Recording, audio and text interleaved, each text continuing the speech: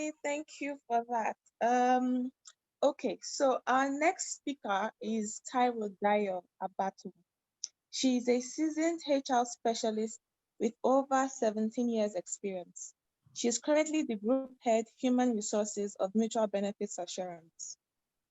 Taiwo is an alumnus of the London Academy Business School, a certified senior professional in Human Resources International, and a member of several professional bodies. A go-getter, Taiwo led her team to win the CIPM HR Best Practice Awards as runners-up in 2014 and winner in 2017 for the health sector of Nigerian economy. In a bid to give back to the HR profession and fulfilling her passion, she founded and hosts Taiwo's Coffee Chat and the HR Foundry, a platform for building and raising HR professionals. In December 2019, Taiwo was recognized by Sales Rui as one of the top 50 Nigerian influencers on LinkedIn and winner 2019 Revenue Leadership Award under the Premium Content Creator category. Taiwo is happily married and blessed with 2 lovely children. She will be speaking to us today on Beyond Technical Expertise, why your emotional, social, and political intelligence counts. You can help couch it better. Taiwo, you're welcome to the summit. Over to you, please.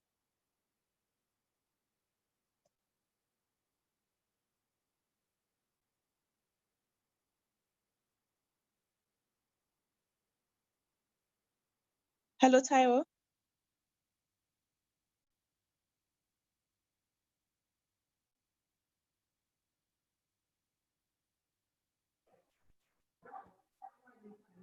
Okay, so can you hear me? Yes, we can. Yes, we can. Good evening, everyone. And I'm glad to be here. Happy Sunday. But we can see how COVID-19 has redefined our lives, whereby so many things are happening. So even on a Sunday, we're still learning. So I'm saddled with the responsibility of sharing with us beyond technical capability, why your political, social, and emotional intelligence matters. And so, hi, Taiwo. Hi, Taiwo. Yes, can you please switch off? You have 2 accounts. So I think that there's a noise interference from the other one, the TDA one. Can you hear me now? Yes, it's better now. Very well. Thank you. Can I go ahead? Yes, please. Okay. So I'll be speaking with us beyond your technical capabilities, but there's background noise. Okay, somebody's listening downstairs. Can you give me 5 minutes, please? Please give me 5 minutes or 2 minutes. Okay. Just give me 2 minutes. I will sort this out now.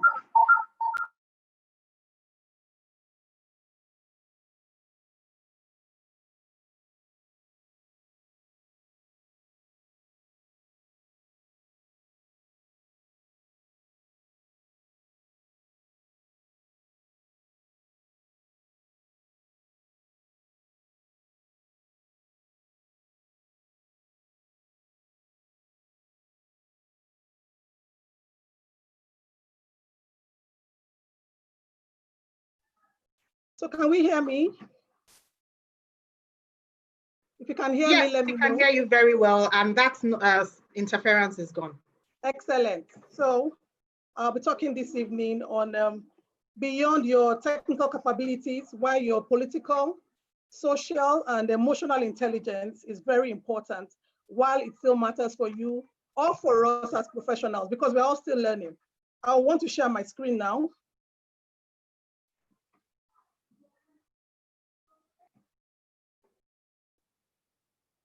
If you can see my screen, let me know.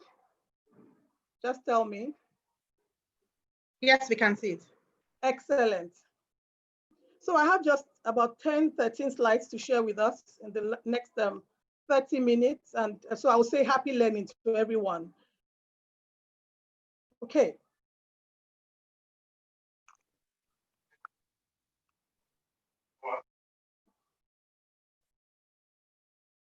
Okay, so I'll make an introduction. So the general opinion or view of most young professionals is that you only need to be good at what you do, or should I say be good at your work. But then once they feel or we know that we are good at what we do, then we all agree that our success or rise up the career ladder is guaranteed. Yes, many believe this because they rise through the ladder rungs. Because the rise through the ladder rung is quite smooth, easy, and seemingly fast. Because at the lower levels, what gets you the raise is your technical competencies. So at the lower level, you come into an organization, and then your movement is quite rapid, because what gets you the promotion at that level is your technical capabilities, your technical competencies. Now, funny enough, IQ is responsible for only 10% of your success. IQ is responsible for only 10%. That's where we spend the bulk of our investments. So we go for trainings, we go for seminars, sessions, all that, just to develop ourselves, technical capabilities. But intelligent quotient is only responsible for 10% of our success.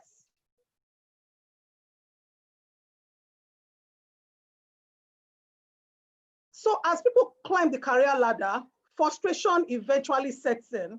When the growth becomes stunted at a certain level, then the question why or what happened arises. So we are going on our career journey. We are climbing the ladder step by step. Everything seems smooth because yes, we can demonstrate competence based on our technical capabilities. But as time goes on, frustration begins to set in for most professionals. And then they begin to ask the question, what or why? What happened? And so that is the main import of this short session I'll be taking. Can I say something? Please note, the workplace is extremely complex. It goes beyond what we see, the table and the chair, the people. The workplace is complex. So we need to be careful. I want to take note of this. Why am I saying that it's complex? People are wired differently. Beyond the infrastructure in an organization, people basically drive everything. The processes, the policies are driven by people. And because people are complex, it makes the workplace also a complex environment. The question then goes on.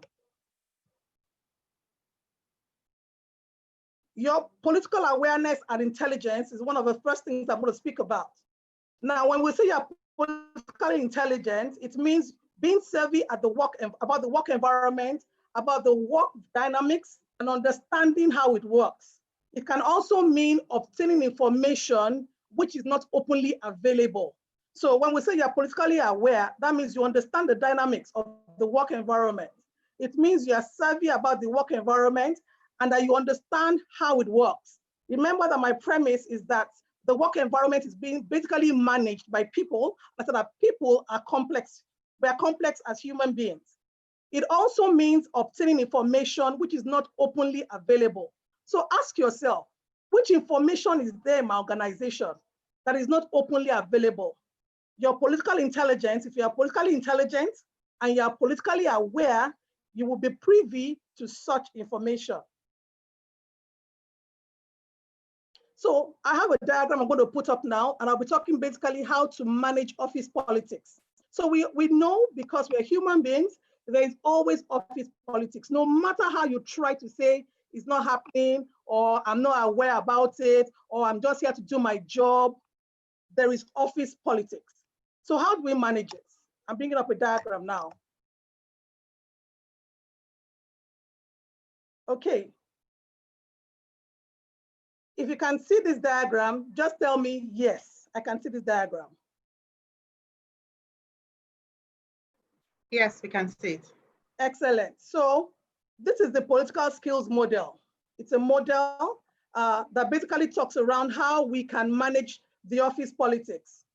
Okay, so we have, if you look at it, we have 4 boxes and then we have 4 diagonals there. Now, the box on the first top left-hand box says clever, and an animal depicts that. That's a fox. So somebody who is clever is basically in the office, in the work environment, basically plays psychological games, but at the same time, the person is aware. And so we have some employees in the workplace, and it could be any of us here, where we play clever or we act like the fox. What are the features of somebody who does this? The person is politically aware. The person knows where the power blocks are in the organization. The person knows the stakeholders. The person understands the gatekeepers, and then begin to play psychological games. Because the person is manipulative. So the person knows who to run to when he or she has an issue. The person knows how to hit the heads of the power blocks together. The person knows how to cause rancor within the organization. Yes, if you do that, it can only take you far, because when power shifts within the entire organization, that the person who is acting clever becomes a victim. Now we have the person who is wise. Now, if you are wise, you're basically also politically aware and you are acting with integrity. So for us as professionals, what can keep us above board within the office environment and how to manage the office politics is to be wise. Act with integrity, at the same time, you are politically aware. When I talk about being politically aware, let me repeat myself again. That means that you understand the office dynamics, you understand the power blocks within your organization, you understand the stakeholders, and you have a look and feel of the gatekeepers. And when I say the gatekeepers are basically those employees who know who within the organization. Most of the time, they are not even highly placed within the organization, but they are in different positions and they act like gatekeepers. So you want some information, you know who to go to. Those are the people I'm referring to. Now, for you to act wise, you have to act with integrity. When you act with integrity, no matter where the power shifts in the organization, you will always be relevant. So people have asked me over time, and I say that what has helped me so far is to remain on the fence. I am always on the fence. On the fence means I do not take sides within the power blocks playing in the office. I am always acting with integrity. So whatever happens within the system, I am still relevant. Now, if you look at the lower part of the diagram, we have the one who is inept and is being identified with another animal, the donkey. Now, when you are inept, you are also playing psychological games. At the same time, you are politically unaware of what is happening in the organization. So most times you are playing your games and you are playing to the wrong side.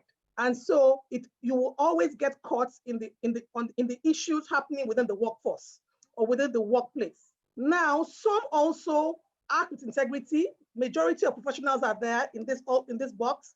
They are innocent, that's typified by the sheep.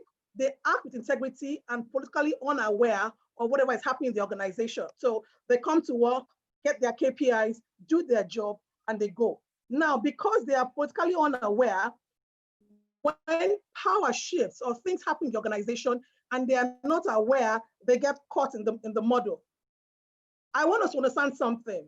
Politics occur in every organization. What is most important for us is to be politically aware and to act with integrity. I would move on.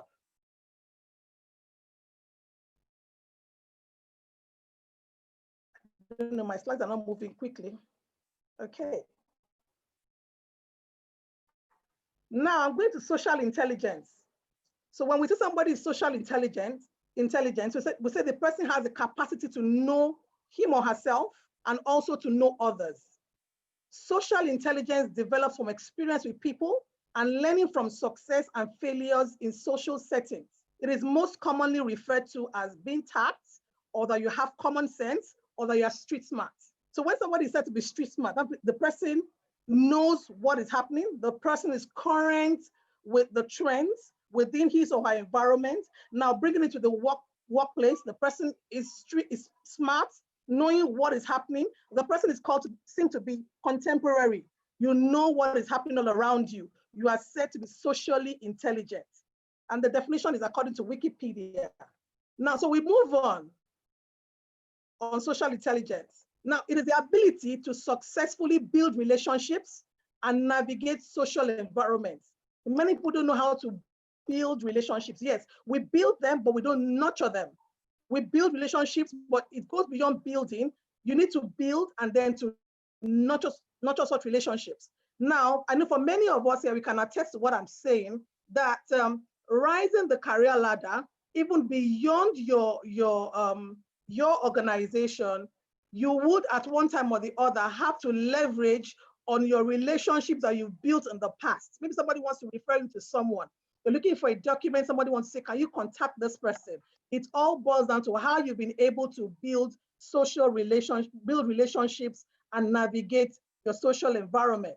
Now, social intelligence is a required currency you need to spend at work daily. You need to spend it daily at work. And I'll say go on. Now, you need to have a thorough understanding of the stakeholder philosophy. And when I talk about the stakeholder philosophy, I'm saying every time you sit on your chair, ask yourself, who am I dealing with today? So I will talk for myself as a human resource professional. Every time on my seat, I ask myself, who are my stakeholders? The owner of the business is my stakeholder. The investors in the business are my stakeholders. The regulator and government are my stakeholders. My community and environment are my stakeholders. My employees are my stakeholders. The vendors and the contractors that I manage are my stakeholders. Funny enough, all the heads of the business units in the organization are my stakeholders. More importantly, the CFO is my stakeholder. So when you say stakeholder, who are the people that would help me to give my best at work? Family members, your spouses, your children, they are your stakeholders. Everyone that is connected to your success is your stakeholder. And if you understand that as a philosophy, it will help you to build social intelligence. You are not jettisoning one for the other. You are not neglecting one for the other. You're finding a way to strike a balance that at the end of the day, all your stakeholders are happy. Now, learn to deposit in the social account of your stakeholders. You also need to learn active listening. So what are people saying? So it's beyond, I heard you. Did I really listen well? Now, also reputational management. How do people perceive you? What is your reputation like over the years? What reputation have you built for yourself? Can I also say that it's important that we stop getting into arguments with people? Stop getting into arguments. It's not everything you need to argue about. Learn to allow things to pass. You also need to respect cultural differences. Now, for me, what has helped me over time was that I tried to expose myself to different cultures. So I can say confidently that I understand about 20 different kinds of religions.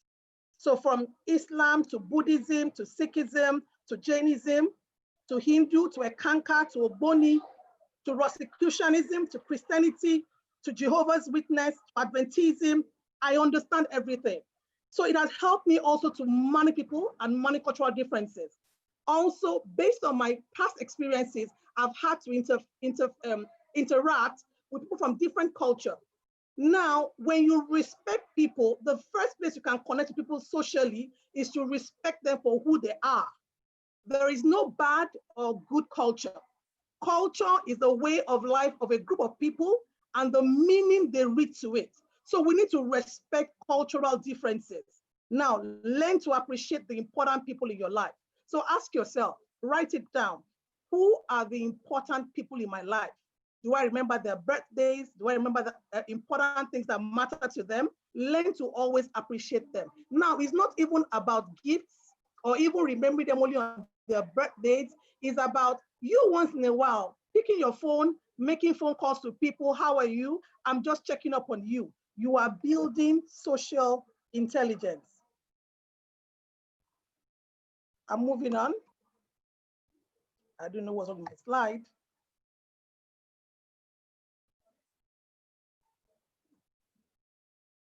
Okay. Now, I've just put a diagram up here, basically talking about social intelligence in the workplace. And I've defined it in 5 words or 5 phrases. Be helpful, be gracious, be kind, learn to smile, and think how what you do affects others. If you can master this, then you can say comfortably that yes, Taiwo, I am socially intelligent. Now, I'll move to emotional intelligence. We're about rounding up. And for me, I would say that it is a capacity to be aware of, master, and not control your emotions. It is a capacity to be aware of, you need to be aware of, you need to master, not that you cannot control emotions, you need to master it, and also how to express your emotions. It is the ability also to handle interpersonal relationships judiciously and emphatically. So, like I said before, you need to be aware of your emotions, you need to learn how to manage it, you need to learn how to express it, and also how to handle interpersonal relationships. I'll move on. While you can cope without the others that I've spoken about, social intelligence and political intelligence in the workplace, you cannot succeed without emotional intelligence. Basically, I would say this is the master of all. If you don't develop this skill, then your ability to rise the career ladder will be impeded. Okay, so what do? I'm putting up something now, and it's a question and answer time. You answer it to yourself. So ask yourself these questions.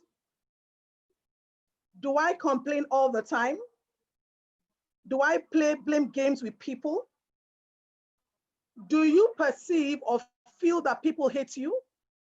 Do you feel superior to others, even your boss? So I've had interactions with people that I've over time had to mentor or coach, and they will say, how do I handle my boss? My boss doesn't like me.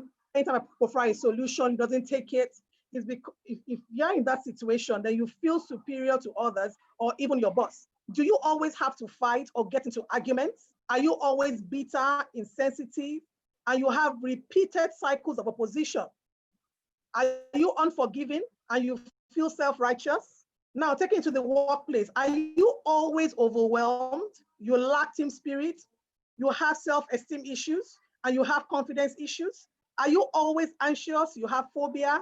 Are you the one that will say, I have this phobia, I have this phobia? Do you always feel victimized and unappreciated? Finally, I would ask, do you have credibility issues where people begin to doubt what you say? They don't believe you?